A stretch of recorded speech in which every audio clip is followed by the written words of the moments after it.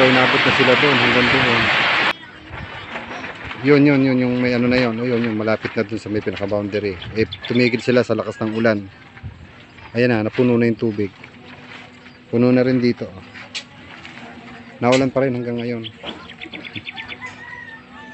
Ayan. Katikan, oh. Bukas, puro poste naman yung hukayin. Lahat na sila maghuhukay. Pero titignan namin kung hanggang saan yung tubig kasi yung poste ang pinakamalalim eh. Ayan. Diretso na yan doon. Diretso na. So siguro tignan namin kung malilimas habang naghuhukay. Tapos dito, ito pinatigil ko ito. Wala akong dadaanan palabas. Ito, dito sila tumigil. Ayan. Diretso na yan doon sa dulo. Doon hanggang doon sa may lot 33. Ayan.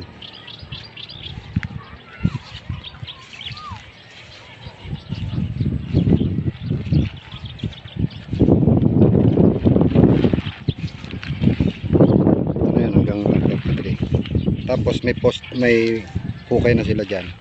Pero hanggang bewang pa lang yan. Ito yun, yung pagtatayuan ng poste. Hanggang bewang pa lang. Tapos bukas, magtitira ako dito uli ng dadaanan ng sasakyan. Tapos yan, mag-umpisa na uli sila dyan. Yun na lang ang huhukayin natin. Ayan, simula doon, papunta dito. Susukatin ko na lang bukas yung paglalabasan nung sasakyan. Okay, yung truck.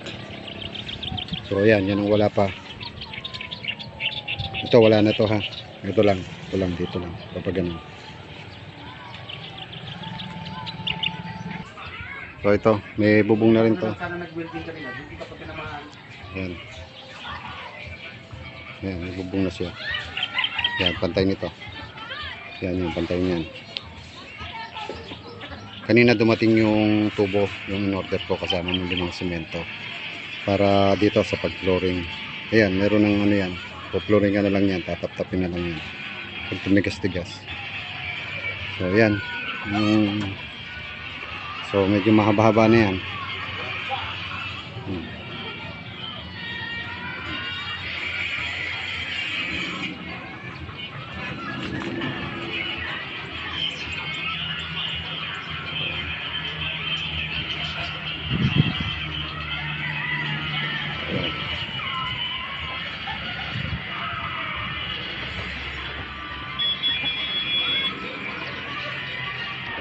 Tapos ito, pinalagay ko na lang yung natirang steel matting. Ayan yun.